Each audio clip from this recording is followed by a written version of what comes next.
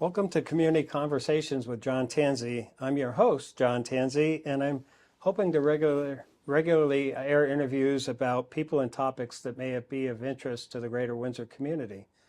Today, I'm pleased to have as my very first guest, Dr. Matthew Foster, who serves as president and CEO of both MAHHC Hospital and Health Center and the Valley Regional Hospital situated in Claremont, New Hampshire. For full disclosure, I serve on the board as board chair on what is called a mirror board of trustees that oversees governance for both hospitals. My role as the board chair is unpaid. It's volunteer, but I did want to let you know that. Dr. Foster, welcome. If I may, would it be okay to call you Matt during this? Absolutely, absolutely. And for full disclosure, John did not force me to do this as board chair. I'm really excited to be here. Well, great. I'm excited that you're here as well. Before we dig into your very interesting background and where you came from and so forth, maybe it would be good to start with what is this relationship between MAHHC Hospital, Valley Regional, and then perhaps the greater Dartmouth-Hitchcock?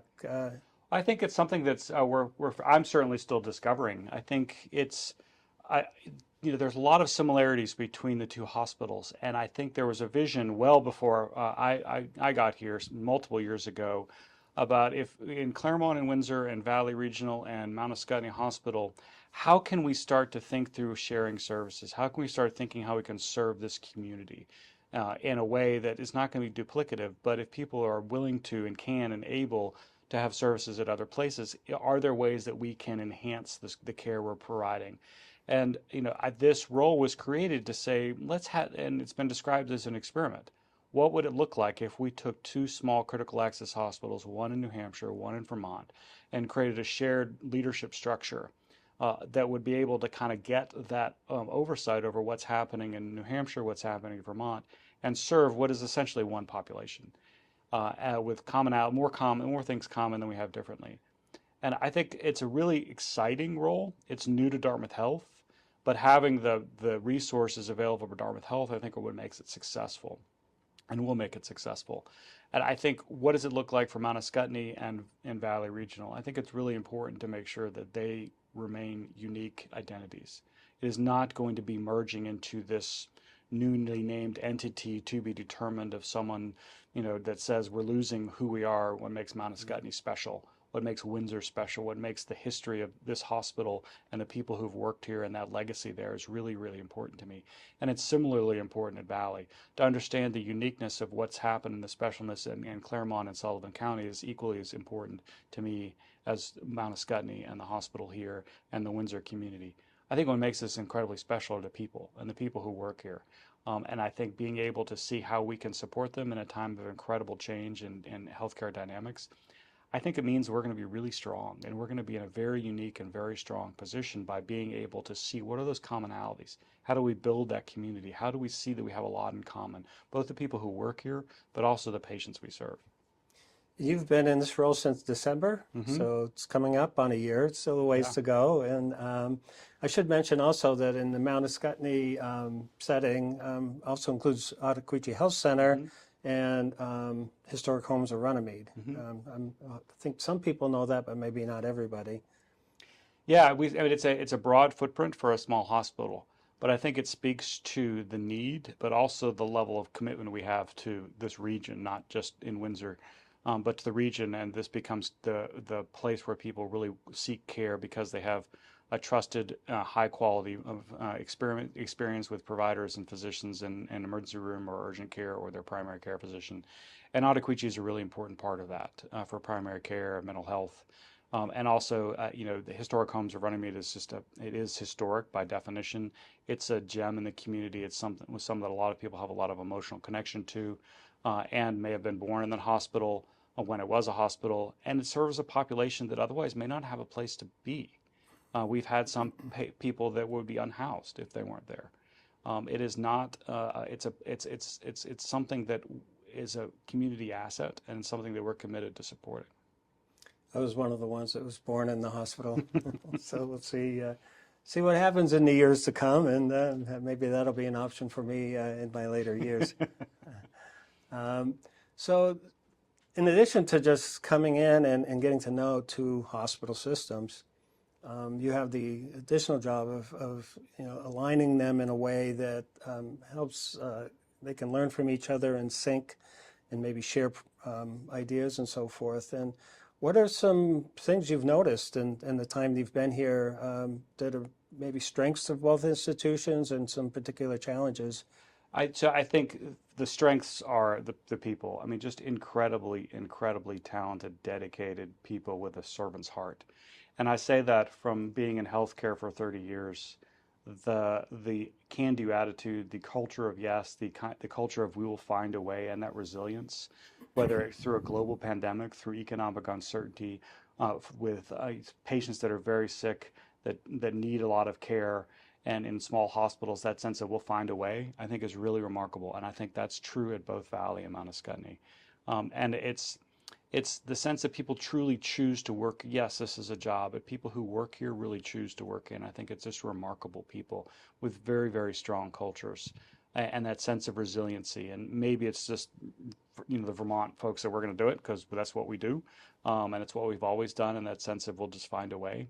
But I think it's really true. And I think that's also true at Valley. And it's fun to sort of see those threads of understanding of people saying, oh, actually we have a lot in common.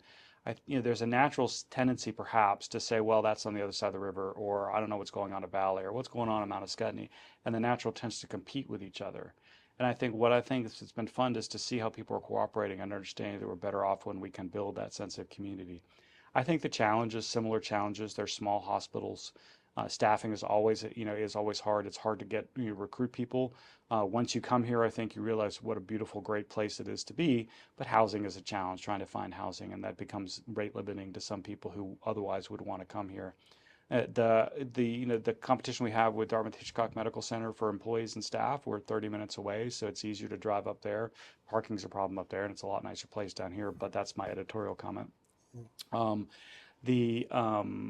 think the other challenge we face are the patients are sicker and need more care, but may not be able to get to a higher level of care, their transportation or ambulance, or a way to get there, or just basic transportation. And some of the social determinants of health, when food insecurity is a problem, or housing insecurity is a challenge, or substance use disorder, those are all challenges that we face and that are common.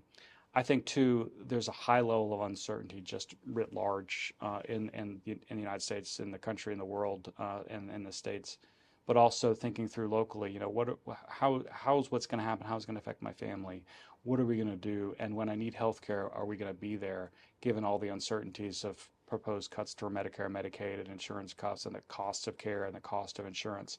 All those are real challenges. I look upon those as opportunities. If the outcomes we're trying to seek, and let's focus on the outcomes, what do we want to do? We want to provide care to our communities. We want to provide excellent care to our communities every single time. If that's the outcome we focus on, then those barriers to get there will be simply that, barriers, not insurmountable problems. Thank you. I've been on the Mount Scottney board for a decade, a little over a decade maybe, and now in the Joint Valley Mount Scottney board for coming up on a year, I think, although we've been working together for quite some time to bring the governance together. And I have no background in healthcare, but I'll just say that I'm always continually impressed at the dedication of the staff here, and I'm learning the same about the staff at Valley, and it's been really a pleasure to get to know that institution, and and it's been through COVID and changes in leadership and so forth. So, but also in how to respond to the really incredible challenges that are facing healthcare. So thank you for sharing that. Before we dig deeper into the hospital and healthcare, let's spin back and, how does somebody like you come into this role? Where did you come from? Where did you grow up? And what were you doing before you came here? So we'd like to learn a little bit more about you. Sure. Yeah, no, first of all, I'm really excited to be here. It feels like I'm coming home. I was born in Boston, and my family has deeper New England roots for generations, several generations, and still a lifelong Red Sox fan. In the early 70s, to the good and the bad, including the Oil Can Boyd years and the 70s. But In the early 70s, my dad took a job in North Carolina, and so we moved south of the Mason-Dixon line, and I grew up in North Carolina, just outside Chapel Hill.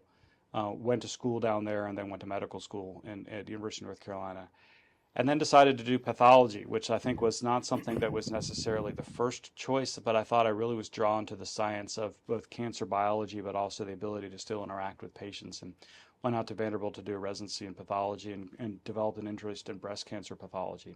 How does someone who's a breast pathologist and expertise in breast cancer end up being the CEO of two hospitals in New England? Like a lot of people, it's not a linear journey.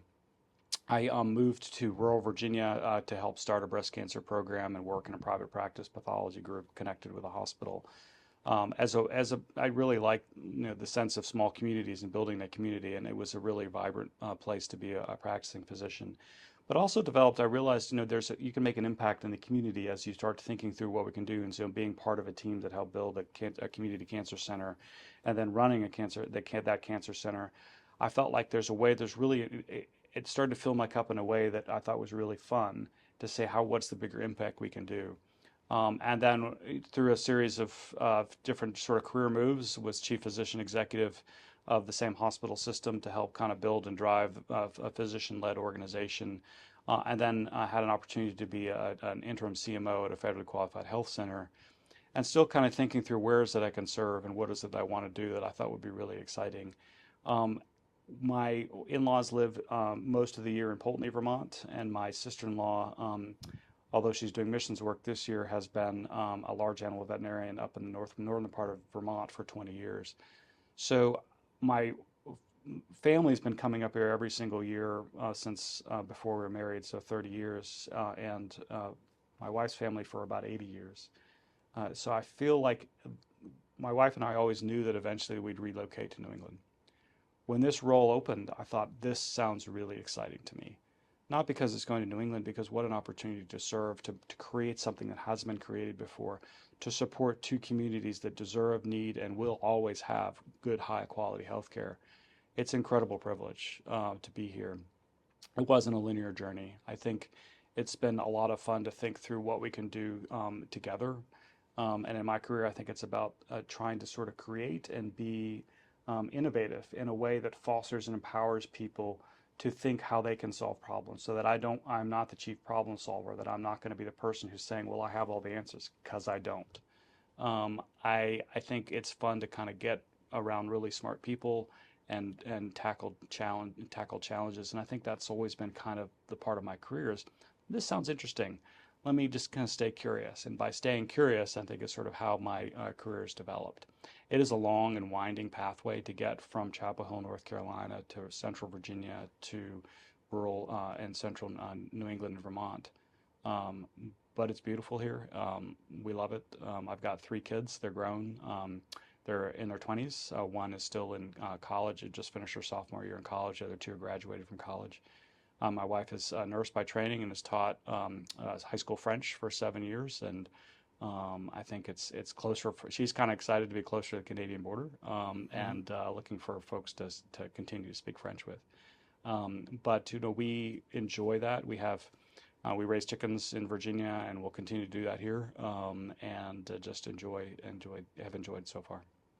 I know we've had fun in addition to talking about healthcare issues, but cutting wood and doing things like that. What are some of the things you do with your spare time? Well, I love to garden, and John, I got to tell you, it's killing me because my tractor, I have a Kubota, a small Kubota tractor that I've had, and before I could move it up here, the mower belt broke this winter, and I didn't have to. It's a pretty easy fix, but I just didn't have the time to fix it, and the part wasn't available. So I asked the local tractor dealer just to kind of fix it, and they were behind because it was hay season in Virginia, and I hadn't got a chance to move it up here. So bottom line is the tractor is fixed, but it's not up here, and my grass is really high. I need to bush hog it, and I'd love to garden, and I can't get out there because I can do it by hand, and I have a shovel. But there's only so much you can do. So what I like to do is get my hands dirty. I really like to garden and be able to kind of that sense of growing your own food. And now, if I had to do that sustainable, I wouldn't, because I'm not that good at it, but I like doing it. And just being outside, yeah, I think, cutting wood, getting ready for the winter, and just that sense of being out, kind of a little bit unplugged, and understanding the beautiful surroundings of Vermont, and like to mountain bike. So it's a pretty good place to do that too. So you, since December, have been working your way to being fully here, right? Hmm. And your family's been in Virginia, and Yep, they're all here now, which is oh, here now. great. Yeah, good. And so that transition is almost complete. And it's mostly because my wife needed to finish the school year here, down in Virginia. So that was, it was a little bit of a transition. But it's really good to feel settled here. What are some things you've done to try to get to know the area, the communities a little better? I know you've been familiar with this area in Vermont and New Hampshire for some time, but Yeah, part of it, it's about building relationships. It's about trying to get out there, seeking opportunities to get to know people here and understand the history, whether it's, a 7 a.m. Meeting at the Brownsville Butcher, or whether it's, other community events. This past week, I had the opportunity to talk with Barbara and some folks at the Windsor Library and understand some of the strategic planning on that. And it was really great. I learned, American Precision Museum, and just understanding that and the resources that are in Windsor. It was fun. It was a really good dialogue about building community, and about thinking through what are those connections, and how can a library or a hospital or a museum or other businesses, how can we foster those connections? Because so often we can stay in those silos, and we may know individual people, but we don't have, where's that interconnectedness, that sense of what it means to be in a community when you can have a broad network of people rather than a kind of a narrow network.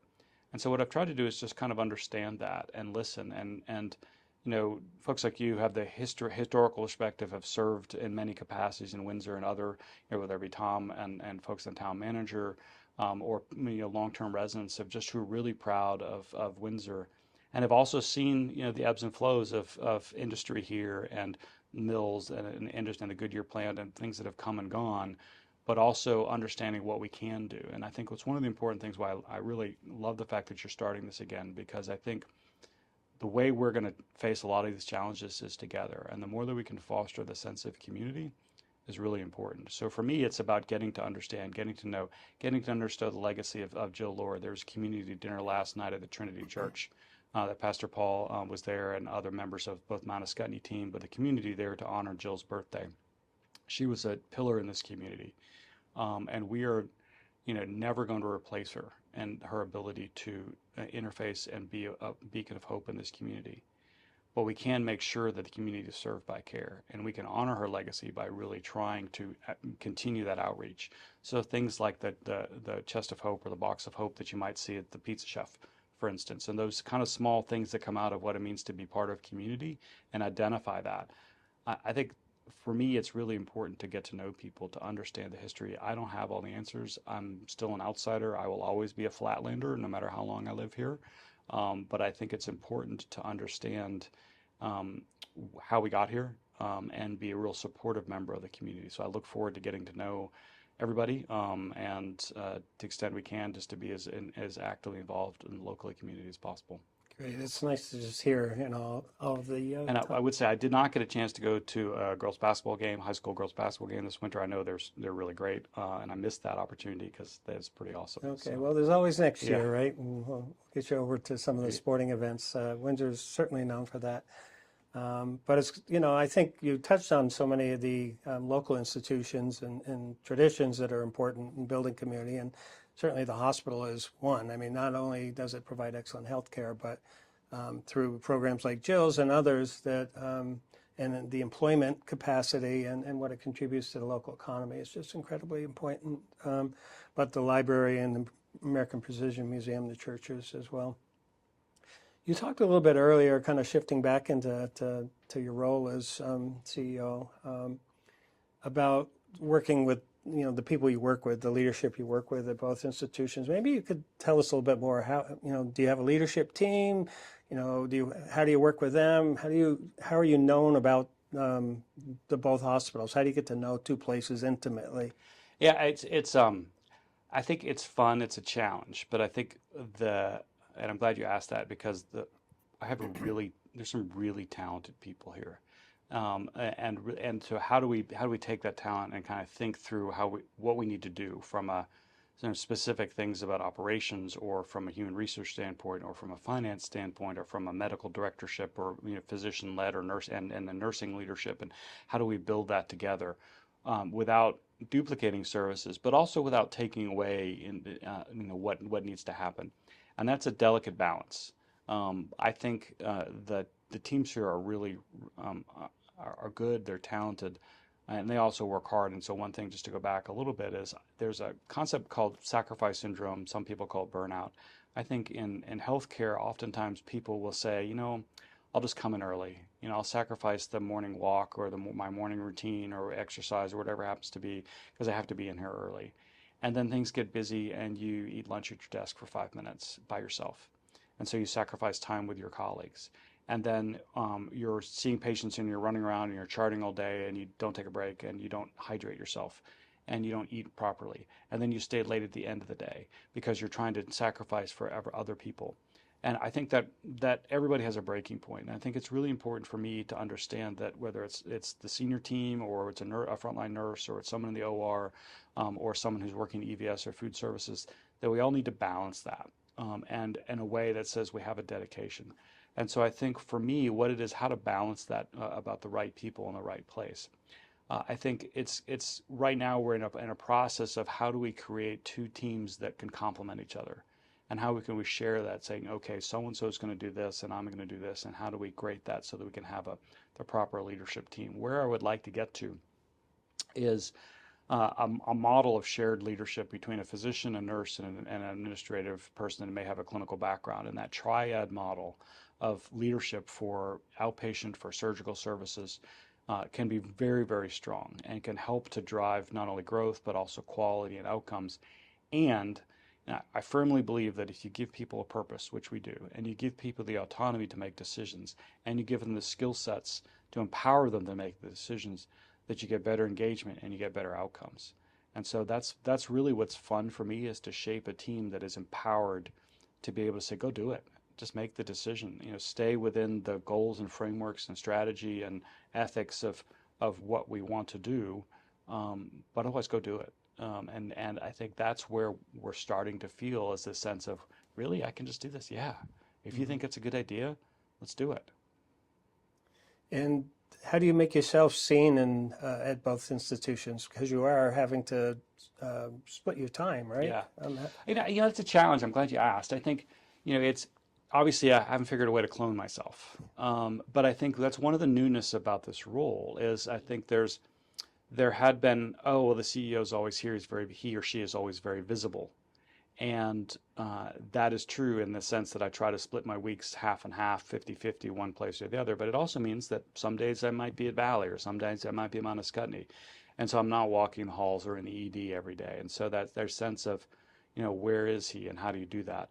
And so it's also managing expectations of saying, and that goes back to empowerment, to say, you can get this done and I'm here to support you, but always available. And I think it also means there's a lot of back and forth. It's something that I'm used to in my career. In rural Virginia, there's a lot of going back and forth between hospitals that are much more spread out than MAHHC and Valley. But it means just being present and being fully present for people and being available. And as well as, again, sacrifice syndrome applies to me too, and balancing that out with trying to sort of be available, but also setting expectations that, that there may be some days where you don't see me. But that doesn't mean I don't care, and it doesn't mean I'm not available. And getting folks used to that, I think, has been an important step forward. I want to ask you, it's a little bit of a tangent here, but there was an event over in Claremont that it was like a fundraising event where I think both hospitals contributed a team. It was pretty significant turnout. Can you tell me about that? Yeah, it was a Turning Points Network, which many people may be familiar with, for an incredible resource for the community for those victims of domestic and sexual assault, and something that's important to support as a hospital, not only from an emergency services standpoint, but just an incredible resource, and that can oftentimes go under-recognized, even though it's more common than we might understand. It's a really neat organization. This was an opportunity for us to say, you know what, we're going to build a team. And this was a grassroots effort. This wasn't my idea. This was folks at MAHHC and Valley said, if we're going to do this, why don't we do this together? So, created T-shirts, that's so Stronger Together with Mount Escutney Valley. We had 120 people That's for amazing. both Yeah. employees and family, and come to that event to walk or run that 5K, and it was great. We raised $5,000 Wow. just from our team, and it was really fun to see that. And it was one of those kind of connections to sort of the laughter, the oh you're over at Valley, what do you do, and that sense of getting to know people is how you build stronger communities and build those relationships. And it's fun for me to kind of step back and see that happen organically because I think that's how it's sustainable. That's great. Well, as we look to the future here, what are some of the challenges specific to each state? Yeah. We have Vermont, I know, is a different regulatory environment than New Hampshire. What would you highlight as Well, there are a lot of, as I mentioned, I like to bike, and one of the rules of cycling is that there are headwinds in both directions, always. And so how do we attack those headwinds? I think it's a strong core, and we have that strong core. So I'll start with New Hampshire, which, although complex, is probably less complex than Vermont. I think the small critical access hospitals in some of the proposed cuts for Medicare and Medicaid will have a significant impact. But I think we're in a more stable position because of our affiliation with Dartmouth Health. The level of the severity of illness, the expectations of care are still going to be there. And then what does it look like to provide care in a community that needs care when the cost of supplies and labor are increasing and the recruitment is difficult? Well, those are challenges we face. In Vermont, I think there's a higher regulatory burden. There's a real sense of community in the sense that we need to tackle some significant problems together.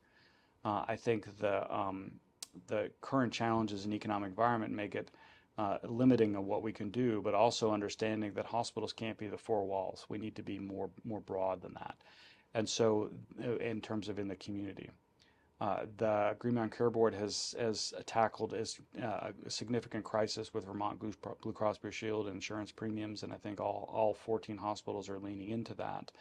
I think the challenge is getting everybody in Vermont to recognize this is a state issue, this is a state crisis, and can't just be on the backs of hospitals.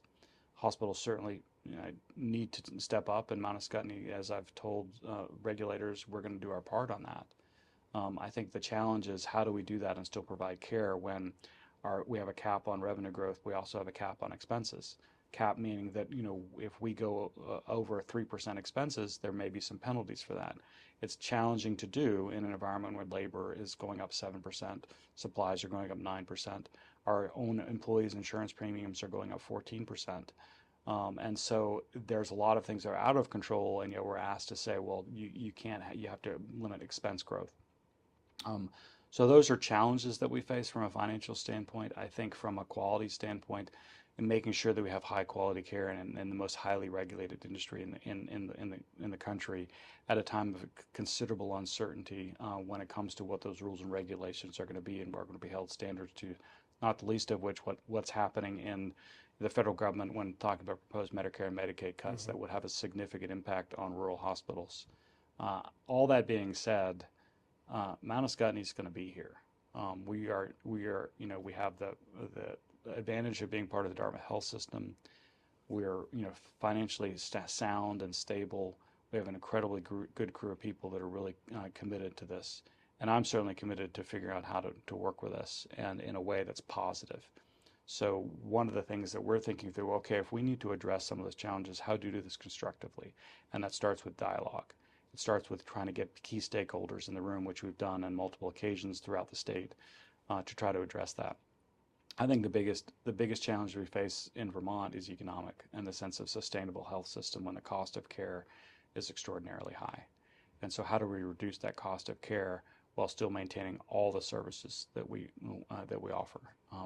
That's the challenge that we face. It's not impossible, but it's going to take some real creative thinking. Great, thank you. My goal is to keep these interviews to under half hour, so we're coming up on that time. I'd like to think it'd be, I could invite you back to talk maybe about specific services or other things if you'd be interested. I'd love to. But as we close here, do you have closing comments, including, what maybe if you could touch on what's the best way for people to reach out to the hospital for feedback or questions too? Well, yeah, I mean, you can always call the hospital and call the main line, and Lori or someone will answer that. I think also, just in reach out or comments or stop by and provide comments. And I think it's really helpful for that feedback. I think, closing comments is, I am an eternal optimist. I came here because I think this is an incredible opportunity. It's an incredible opportunity to serve a community that has and will and continue to have really excellent health care. I'm excited about that. I'm also stubborn and persistent. Yeah, there are a lot of challenges. There are a lot of hard things. I look at that as opportunities to kind of think through how we can do, because regardless of what changes at the federal level, regardless of what changes at the state level, people are going to get sick. They're going to need care. People want to stay healthy. How do we keep them healthy? Hospitals and healthcare has been here for millennia in different versions. We're always going to be here. So we're in that moment of now is how do we adapt? How do we change without changing the fundamentals of what we want to do, which is first, do no harm. Secondly, provide outstanding care, be true to our mission, and serve the community. We're going to continue to do that. So for me, there's a lot of reasons to kind of think, man, this is impossible. This is a hard job. Healthcare is hard. This is an incredible opportunity, and we have the opportunity to build something here because we have the community resources, the commitment to do it, and I think that's what makes it unique. And I'm really excited to see where this is going to go. And part of it is, I have an idea of a vision, but is it fully baked? No, because and it's intentional. I don't want it to be. I think it has to be something that's shaped by the needs of the community, about what's realistic and what we can do. And involving people in that process is what really makes it fun. That's great. Well, thank you so much for joining me today. And I want to thank Paula Weedy and Windsor On Air for helping produce this. But look forward to Thanks, having John. more conversations with you. Thank you. Thank you.